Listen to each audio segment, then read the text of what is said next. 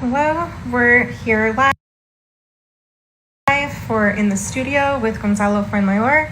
We're just waiting for some of our followers to connect. Thank you all for joining us. Today we'll have our weekly conversation with contemporary artists about their practice with American Society Visual Arts. I'm Diana Flatto, assistant curator, and we'll be joined by Gonzalo Fuenmayor, who is based in Miami. He's a Colombian artist, and it looks like he'll be joining in just a second. So thank you all again for joining us.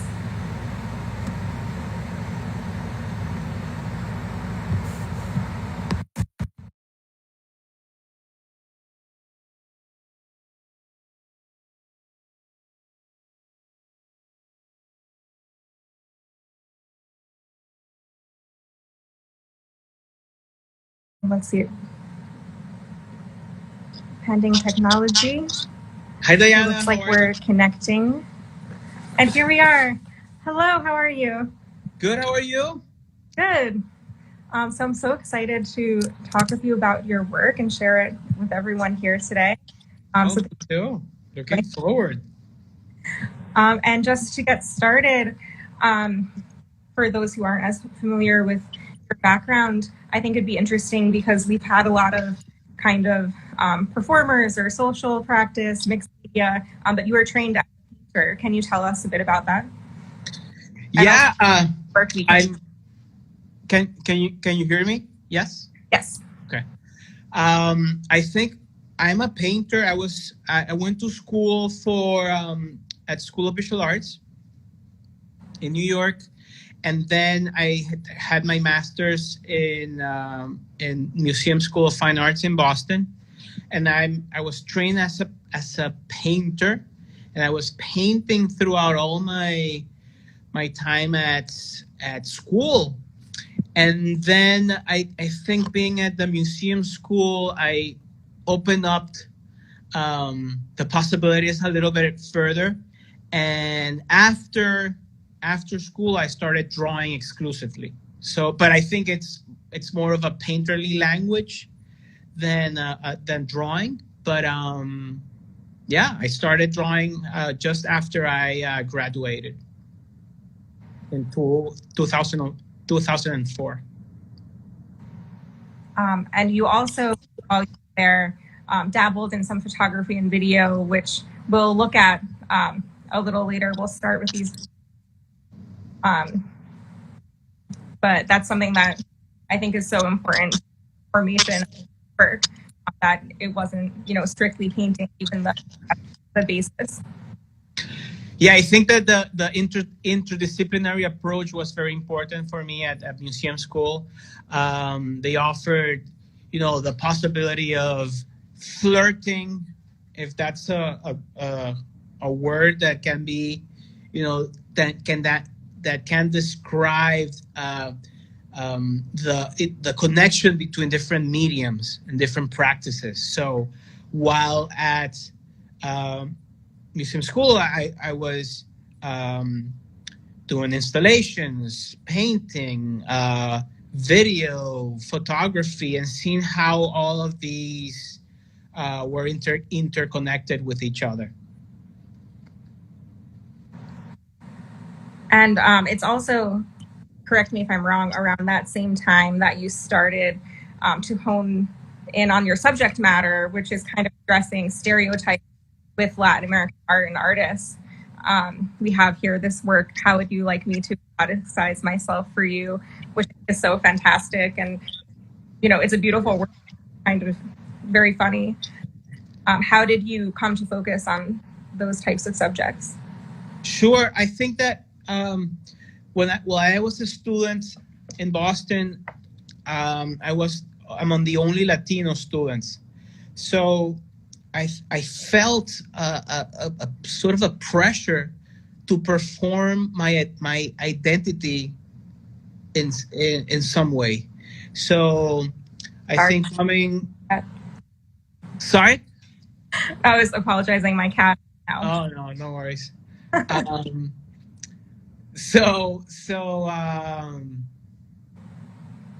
So wait, I was saying. Oh, so I was among the only Latino students at school. So I think there was some. I felt there was some pressure to perform my identity as a Colombian heterosexual painter. Um, Coming from a banana republic and being in Boston and being an artist and so forth. So I started thinking about, and also I think Judith Butler was very important at that time. How does one perform his or her own identity? So feeling that pressure, I started making banana paintings. In a way, there was a lot of humor behind the paintings, but also if like asking myself is, what Gonzalo are you looking for, and how can I perform this identity for you? Um, this work that you're highlighting came maybe 3 years ago, but it's that I think that question has permeated all the work ever since. How does one perform one's identity, and for whom? And so obviously the palette has the color palette was taken away. So I started instead of using color as a cultural signifier, I took it off the palette and concentrated just in black and white. So my identity wasn't clear at first. So I went from sort of exaggerating my own identity by making colorful plantain and banana paintings to camouflaging behind the work in a way. Yeah, I think this work kind of speaks to that choice to be working in black and white with a subject. It's a play on Carmen Miranda with the fruit on her head, but instead it's flamingos, both of which are typically seen as very colorful. You're correct. Yeah, and Carmen Miranda in so many ways offered a solution to this. Learning a little bit more about Carmen, and that's and the only thing that you see of Carmen is her eyebrows. Yeah, and I think it might be a little cut off by Instagram. But. Okay, so the idea behind it is Carmen would be performing in Hollywood and for the American audience, and she was really exaggerating her Latinness. And she wasn't a Latin; she's Portuguese born and went to Brazil. But when she was asked in Brazil, she was said, "Why are you making fun of us? Why are you making a caricature out of this Latin women stereotype?" And when she was here, she was adored. She was the token of women, Latin women. So she was stuck between both worlds, which in a way I was as well. Performing, translating my thoughts into English, and then going back to Colombia and reconciling where did I come from and what was I thinking about, and how I was performing my identity.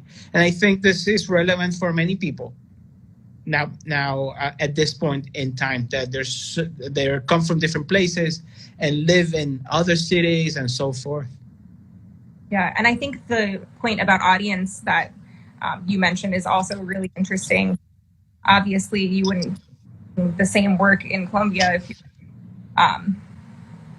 presenting to a different audience. That this is for the audience here from when you were in school through living and working in Miami. And I think we'll get to it later, projects actually, but another address is the kind of tropical. You have this work, Unexpected Guest, and I know it's kind of, we'll touch on some kind of maybe contentious ideas that certain artists might really shy away from dealing with tropical themes, stereotypes of art, but you embrace it in a really interesting way. Can you tell us about this work and that in general? Sure.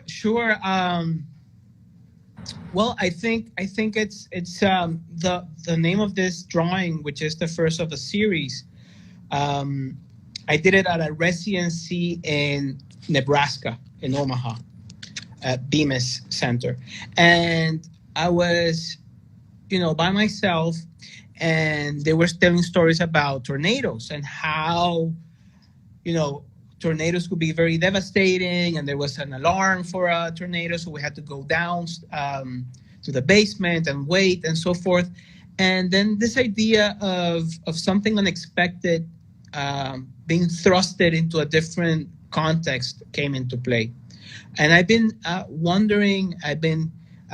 exploring the ideas behind Victorian architecture and the Victorian era as a moment in time where Victorian culture wanted to impose itself onto others.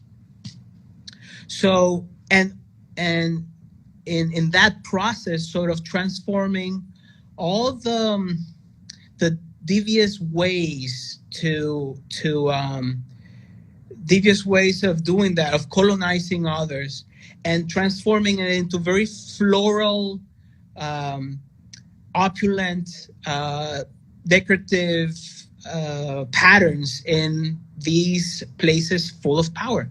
So I was interested in that dichotomy between these places full, pregnant with power, and all the violence that's not seen in order to create that power. So this is a room. I think it's I forget the name of the room at Buckingham Palace.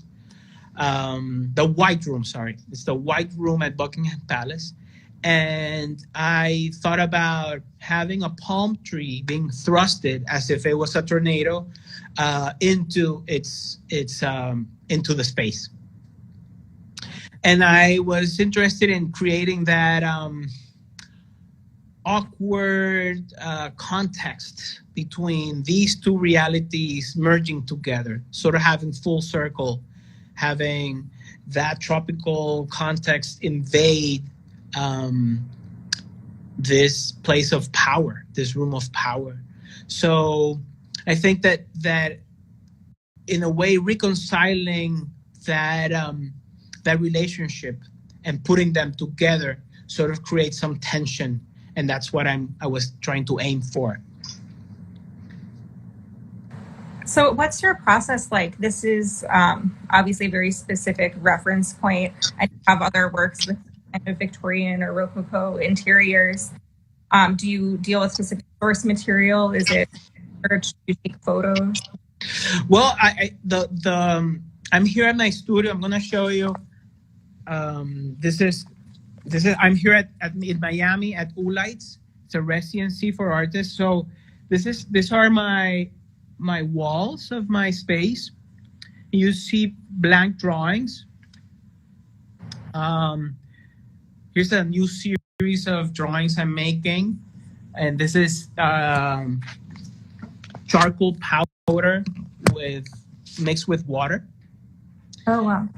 And so it's very straightforward. I'm a drawer. I'm a painter who paints with drawing materials. So they all start with collage. And once they're collaged, I go and something happens in collage that I really like and I really enjoy is that play between images, and how can I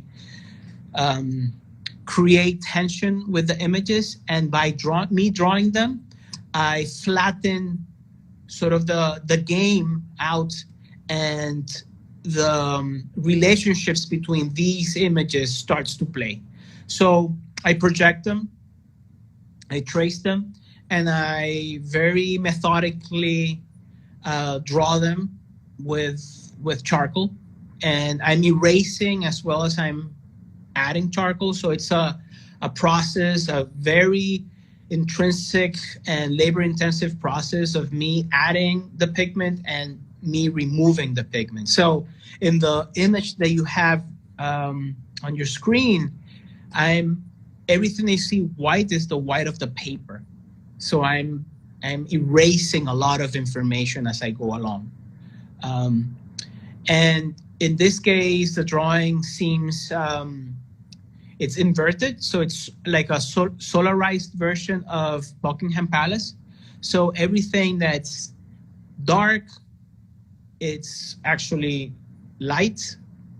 And everything that's white is actually dark. So in a way, that gesture is trying to cast a shadow over everything that is meant to be opulent and decadent, and everything that's white, which is in the shadow, is trying to reveal itself from the surface. So it's a change, a flip of having an image that one knows how to navigate, and then flipping that expectation. I'm curious, why Buckingham Palace? I think Buckingham Palace, in a way, for me, exemplifies a room where you can find a lot of wealth, a lot of power, symbolic of overall imperial power.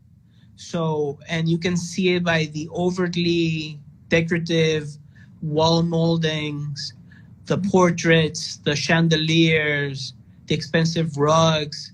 So I'm sort of using the charged imagery of the space itself as a way to embed a darker story.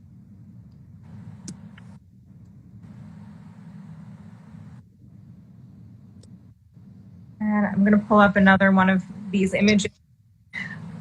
Similar to this idea of tropicality, another kind of loaded question that I know I kind of feel the same way. These classifications in Latin American art have a huge history of surrealism or magical realism, especially in Colombia. Can you talk about your relationship with that? This work, I'm sure plenty of people classify as surrealist, and I know that's not exactly what you're doing here. Yeah, well, we spoke briefly, Diane, about this, and I think that, again, this expectation of being Colombian and being from Barranquilla, which is in the northern coast of Colombia, and you see the influence of Garcia Marquez, of this magic realism. So the expectation was that me being from this part of the country, somehow magic realism flowed through my veins. And life itself was magic. It's a magic realist experience back in Latin America. So I was very interested in how that expectation of the other from a standpoint of magic realism affected me. And I stay away from, because for me it's not magic realism, but I stray away from being close to that term because I don't see the work. It may reference what may be what may be referred as magic realism, but in a way, the way I'm thinking about these images is that it may be real, and by me drawing them, sort of blurs the expectation. So for instance, here I'm using this Victorian space filled with power and expectation as a storage space. So I am sort of fighting against the expectation of this being a place that you show towards something where you can store these letterings similar to Hollywood. For the Hollywood sign, instead of having the Hollywood sign says bananas. So I'm flipping the expectation to something completely different. So, and having text and the space, it relates, creates a tension that I'm looking for. But it's always this underlining idea of the expectation of that one has with an image and how to navigate that image. And I wish we could, blow these up. The Instagram screen doesn't really do these works. They're very large scale, right? Yes, and the idea behind this is I want the viewer to have a physical interaction with the work, so that in many ways you're overwhelmed. You feel that you can enter the space. It's bigger than life, bigger than human scale. So the viewer in front of one of these massive drawings questions, okay, one, how was this done? Is this a drawing? Is this a painting? Is it a photograph? It's a mix of all of these together. And then where is the space? And scale is very important vehicle in order to bring this message across. It has to be monumental, and drawing becomes a different idea. And you were telling me when we were speaking to prepare for this that this kind of hyper realist quality works is only when you're kind of far away from them in a thumbnail like we are now, but actually they're a little more kind of painterly up close. Oh, absolutely. When they see the work on a photograph and they're very sexy to photograph, I have to say. They seem as if they're optically realistic spaces. But when you're in front of the real thing, you see that there's so many mistakes. You see my hand throughout the surface. You see tiny errors here and there. I make it blurry, but for some reason, I don't know what it is, that from a certain distance, they look really sharp. And then once you get close to them, they look like Jackson Pollock's, more or less. I mean, very brushy, very open. That's great. And returning to the magic realism conversation, I think this work is so clever. It's obviously a reference to 100 Years of Solitude, the fictional town that the book takes place in. Tell me more about how you came to this. Yeah, well, it's again this idea of collage, and I was again very much interested in the expectation of the other, right? So McDonald's, it was I woke up at night all sweaty, and then McDonald's and Macondo have the same words, and how can I use this? So I started thinking about this. This is like a personal story. When I was, 9 years old or maybe 10 years old, I would ask, my dad would come to the US, and I would ask him to bring me a Big Mac. So after a trip, and by that moment in time, Colombia, there was no franchises coming in or out. So it was, there was no, the frontiers were not open for American franchises. So I would wait for him, and he would bring me this Big Mac, this soggy Big Mac, and I would eat it as if it was something to treasure. So thinking about this idea of American exceptionalism, about being in Colombia and trying to literally digest American culture in any way I could. And for me, it was to have a bite of this soggy Big Mac. So I started thinking about the McDonaldization of Latin culture and how it has been sort of promoted in so many ways that it loses its meaning. So McDonald's, a billion burgers served. sort of trying to create some tension between the two terms and seeing how Latin culture relates in an American society per se. And in the same vein, you have these works with American media. This the title of this is better out, but it's Colombia with the O or U is an underscore, so it's either or.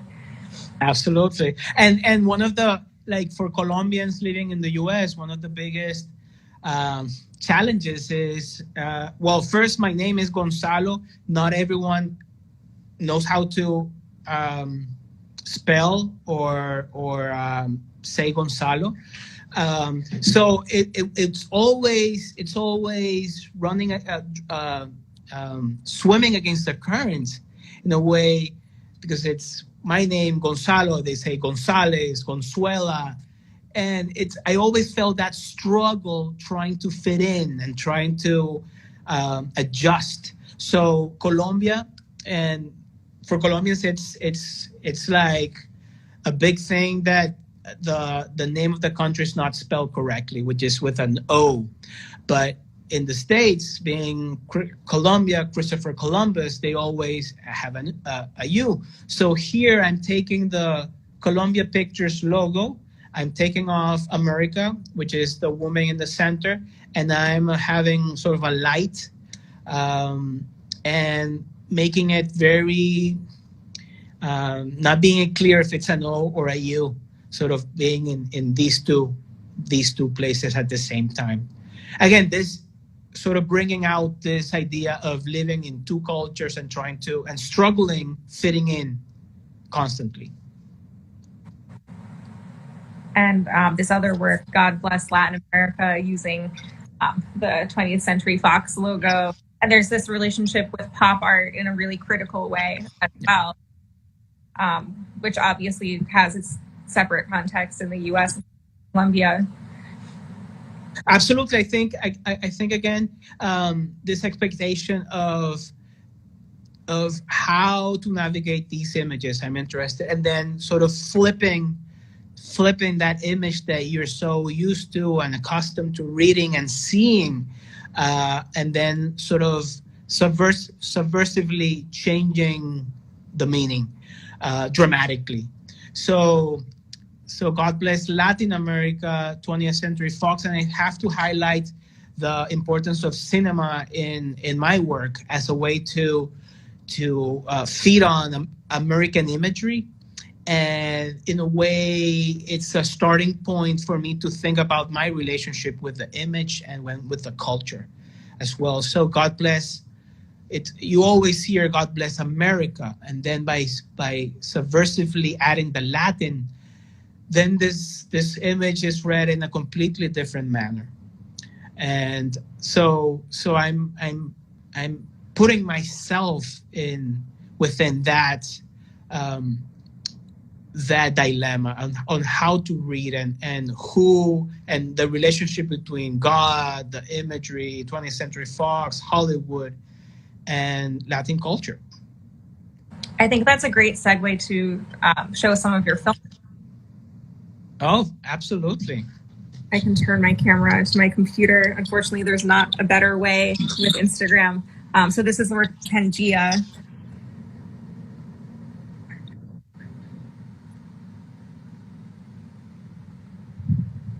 So this is a recent video.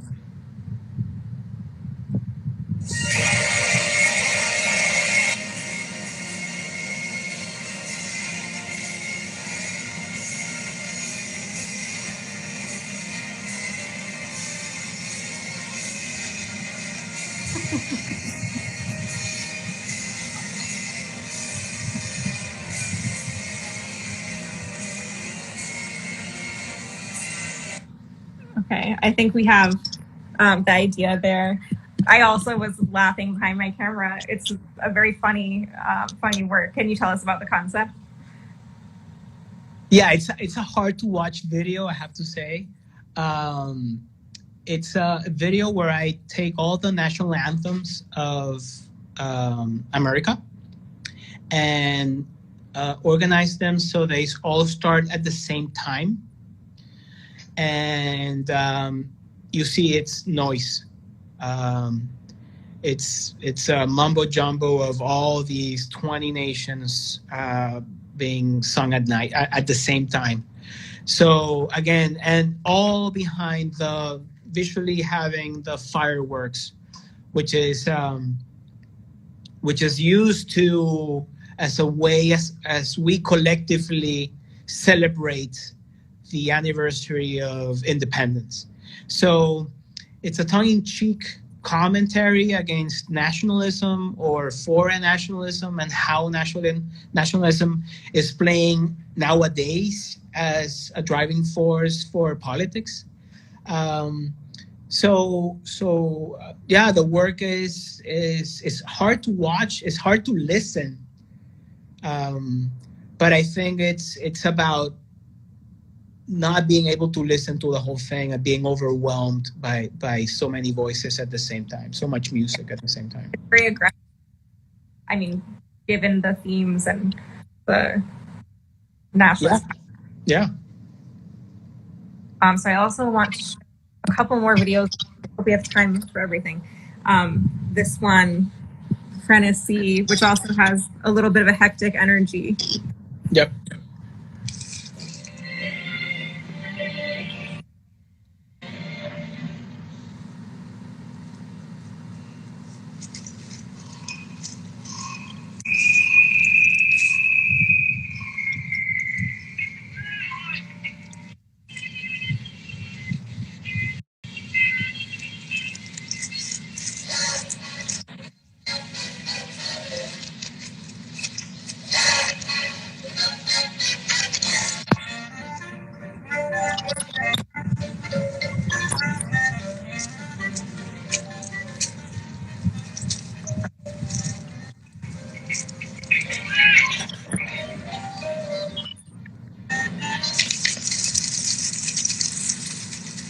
So those are real pineapples, by the way. Oh, wow. I think that's a good taste. Oh, I'm so glad I paused it right where it turns to color. Yeah. Which is so interesting, especially considering the kind of conceptual choice to be producing work in black and white. Yeah, no, and I think that snippet of color sort of reconciles that expectation of, it's pineapples and she's dancing, but then there's a darker sort of struggle behind these works as well. Can you talk about the use of film in work? Yes, I think that Diana, when I was in Boston said, and I wanted to become a painter and have painterly conversations with my painter friends, and it was very narrow. And then I had a teacher, a fabulous teacher, said, "Why don't you take a video class and explore painting from a completely different direction?" And I became in love with video as a way to explore subject matter in a different way than through my hands and my technical abilities. So I rely a lot on video because I think it opens up new ways of understanding. It introduces time, and in painting and in drawing, time is compressed in an image. But in video, you can play with time and moving images. So I think that I always try to go back and forth between the different mediums, and with the aim of empowering and feeding from each other even more. And they, as much as some of the drawings, paintings we've looked at, have this kind of very critical sense of humor, which is so interesting as well. Yeah, well, I think that humor is a big way of dealing with reality, and in some ways, I try to create and strategize. How can I tell this so that um, people can smile. And there's this like make how can I make your brain smile with an image, and that has been sort of the concern throughout the work. So one of the last pieces that I wanted to talk about is this work that you did actually on a banana plantation, and it might not be clear for those who don't know the work. This actually is a photo. It's not a drawing. That's a very realistic drawing that you actually and did this work, which also there's a video of, which maybe you can talk about while I play it. Sure. So I was well, in Boston. I was doing I became the banana man. So I was doing bananas everywhere, and it was all about the banana this, banana. And I was, for 10 years, I was doing banana paintings and banana drawings, and I was putting bananas everywhere, but I haven't stepped in a banana plantation ever. So I decided and I was making Victorian chandeliers that came from banana bunches. So in this idea of this quest of pushing myself is how can I make work without relying on drawing? So I decided to go to a banana plantation. A loud moment. Yeah, that's a loud. And I'll skip forward a little so that we can see the different parts. So basically, what I did, I rented very expensive chandeliers. I went to Ciénaga, Colombia, which is the epicenter of la violencia in Colombia. You know, Colombian history. There was a massacre of banana workers, and it's sprung sort of violence throughout the country. And then I went to this plantation in Ciénaga with a crew and installed these chandeliers through the banana bunches, so that when they were lit, you wouldn't see a difference between them. You wouldn't see them as one single image. So this is the process of me trying to, in the plantation, with the crew, with the photographer, trying to make this happen. And this is one of the cases. It's really incredible. Thank you. And the idea of making this I would say chronicle documentary was to sort of document the fact that they were not collaged, they were not photoshopped, that they were the real thing. And I had to go and create these installations on site in order to make the photographs resonate and have that opulence and decadence sort of merge together in one single image.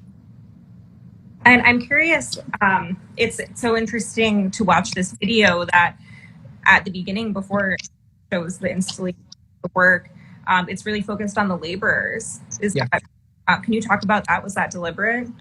Yes, I think that I was very interested in like the social aspect behind the fruit, because as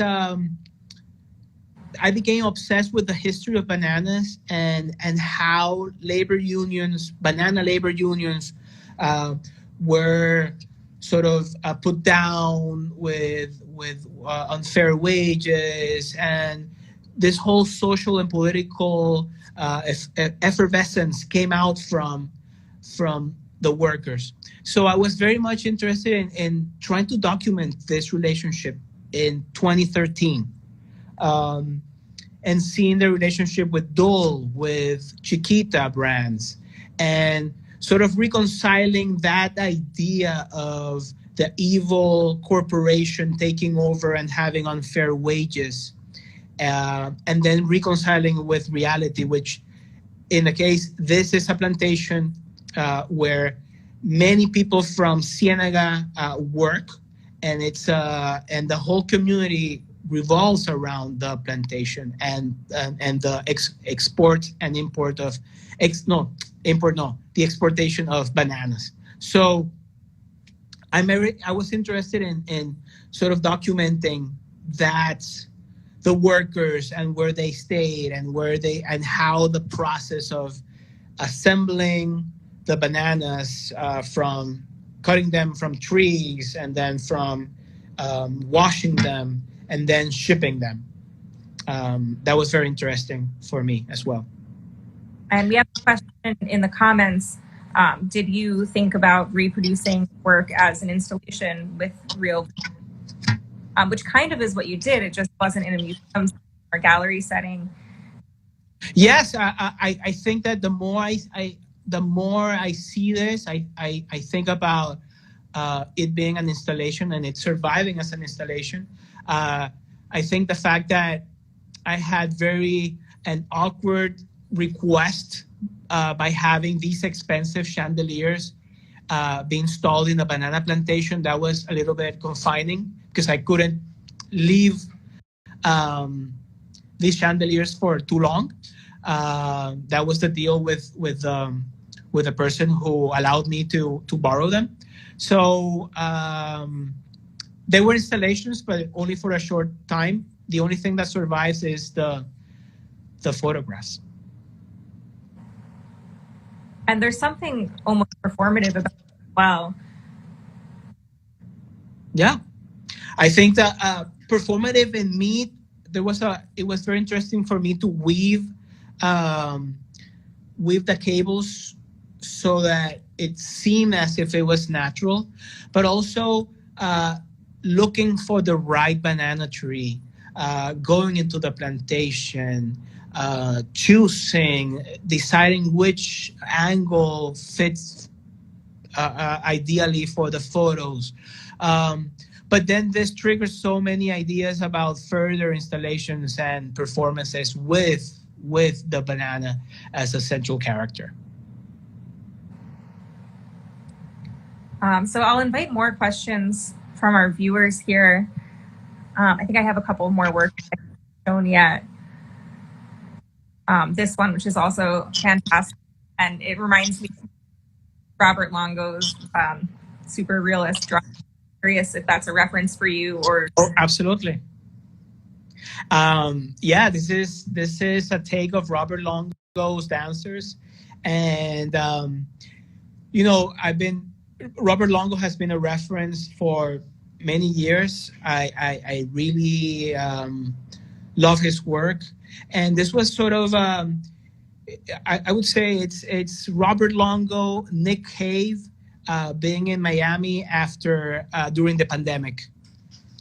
So there's a performative aspect of these Longo dancers, but being covered with heliochondra as a way of seeing how nature and humanity will relate with each other during the confinement. So this was done just before, I think, a couple months ago. So it's fairly recent. So is that what you're working on now behind you? Is that something that looks correct? Behind me, I have no idea what's going to be happening. I think it's going to be more about like having these spaces with text embedded and living within the spaces. But this is what the image that you have is an ongoing series of botanical interventions within spaces or with people and or furniture. That's a spoiler for possible next directions. Actually, another video. It'll take me just a second. I wasn't actually planning on showing it, but that you mentioned furniture, it's so interesting. Just 1 second. It's a piece. I think it's called Sisyphus. If I'm Yep. Okay. it'll take me just 2 seconds to pull up. And for everybody watching, videos that we've seen so far are all online, or on Gonzalo's website or on YouTube. So they're very accessible for everybody to watch,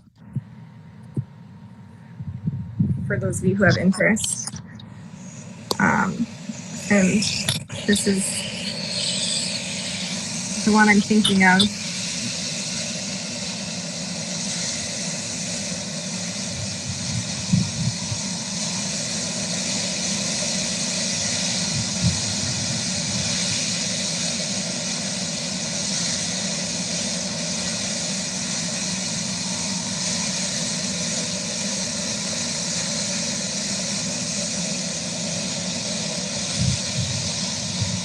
I think I'll jump around. Yeah. Yeah. So it's basically a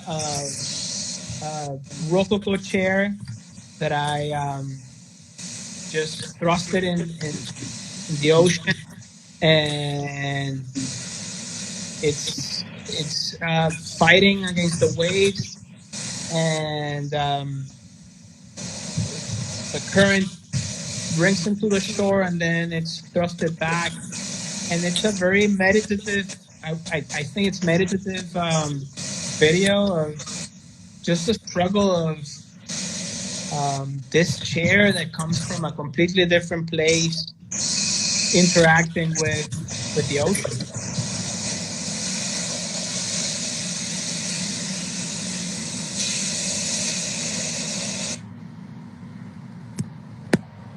Yeah, that relationship with power that you have with these traditional spaces and aspects, the Victorian Rococo versus nature, is also so. So I'll put up another image for us. I have another question about how do you deal with the facility of charcoal on paper, and do you put a finish in it, or do you keep it volatile? Oh, tons. I use. I've learned to use charcoal. It's a very fluid medium, and I use. Let me see. I grind my own charcoal, so I have a mortar here. I grind my own charcoal to make it as dark as I wish, and I spread it around. Like, I'm really putting it within the fibers, and I use a lot of erasers and a lot of fixatives. So it's all about. It's a dance between my body, my hands, and the material. It's all dry material, dry pigment. And by me erasing it or putting it against the surface, I think that's the way it stays. I help it with tons of fixative as well. It's a very technical process, and we're lucky that you're able to access the studio. All artists during this pandemic have had that ability, so I'm glad that you're able to. Oh yes, absolutely. It's been a savor to be in the studio, and with so much happening, I think when I come at the studio, it's wonderful. So if you have any more questions from our viewers, otherwise, you talked a little about what you're working on. Is there anything that's next? Any plans for when we may or may not be out of the pandemic? Yeah, I mean, I'm always working on new drawings. This is me trying something different, having sort of suspending charcoal on water and then let it dry.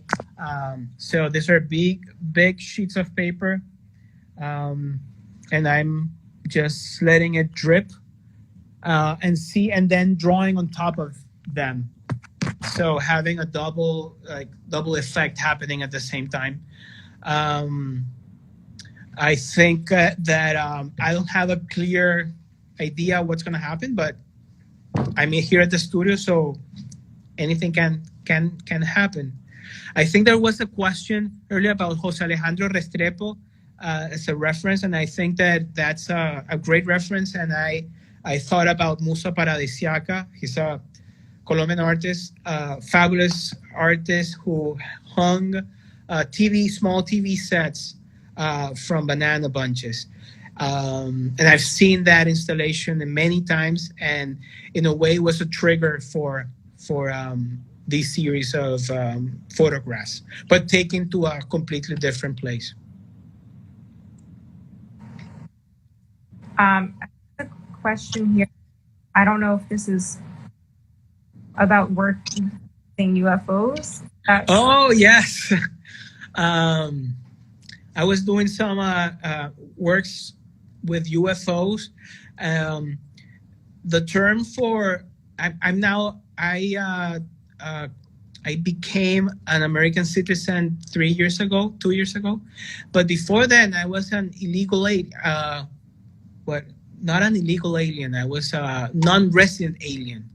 So this idea of aliens, and with the current state of affairs of this subvert xenophobia of the other, of people coming into the border, through the border, and so forth. So I made a whole series of drawings exploring this idea of the aliens and alien invasions. So I think maybe the person is referencing to that series where I have UFOs sort of on top of plantations or having a spotlight trying to bring something out. So there's a lot of references to that and to cinema, which has been big part of huge inspiration for this and many other series. Yeah, that approach to language is very interesting in your work also. From the second work we looked at, incorporating text to the bananas, Yes, Colombia, and these concepts of, the play on alien is very interesting, kind of similar to the O and the U. Yeah, I think that language has this fascination. I've had a fascination with language, and I think it springs from the idea that I'm translating myself constantly. I'm thinking in Spanish and then trying to find the right words in English, and back and forth. I'm also sometimes thinking English and then try to translate it into Spanish. So this idea of translation, of translating culture and seeing how words have different meanings depending from where and when they're seen, I think is something that has been interesting ever since I started making art. Great. Well, if we don't have any other questions, thank you everybody for joining us, and thank you, Gonzalo, for being with me. I encourage everyone to follow your Instagram, check out these videos online, and thank you, Diana. This has been a wonderful conversation. Thank you for having me.